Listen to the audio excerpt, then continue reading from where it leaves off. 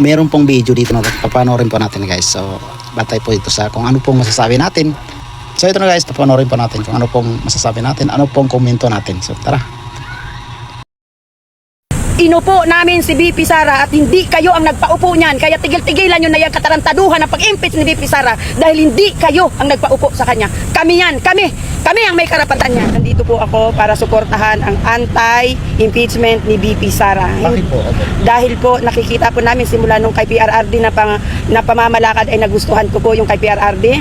At dahil kung itanong nyo bakit ko nagustuhan yung pamamalakad ni PRRD, isang matapang at isang mapagmahal sa bansa, prinotektahan niya ang bayan natin at prinotektahan niya yung mga kabataan na sumusunod pa sa atin.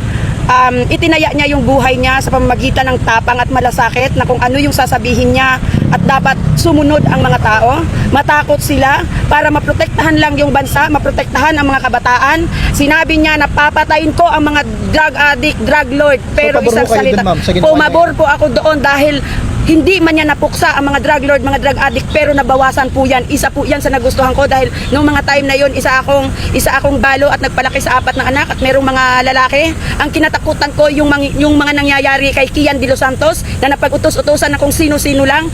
Alam kong ginamit lang si Kian De Los Santos doon sa droga na yon. At sino ang nagpatay ay yung gumamit para hindi sila mabulgar. Yun yung paniniwala ko. Sa impeachment po, naniniwala ho ba kayong inosente ang pangalawang pangulo? Yes. Diretsahan. Yes.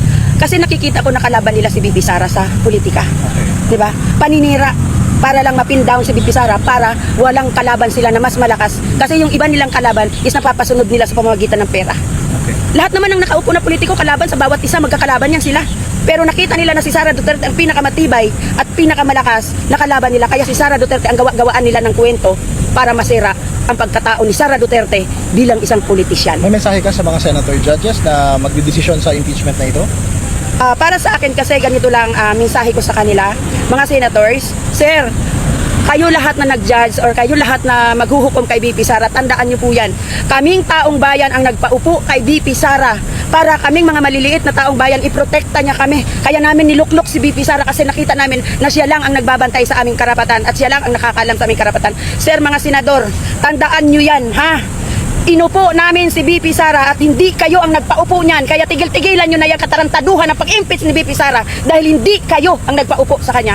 Kami yan, kami ang may karapatan yan. Mga senador, ginalang ko yung desisyon nyo, pero tandaan nyo to, lalaban kami para sa bayan, para sa mga mamamayang Pilipino. Maraming salamat sa inyo, sir. Thank you so much.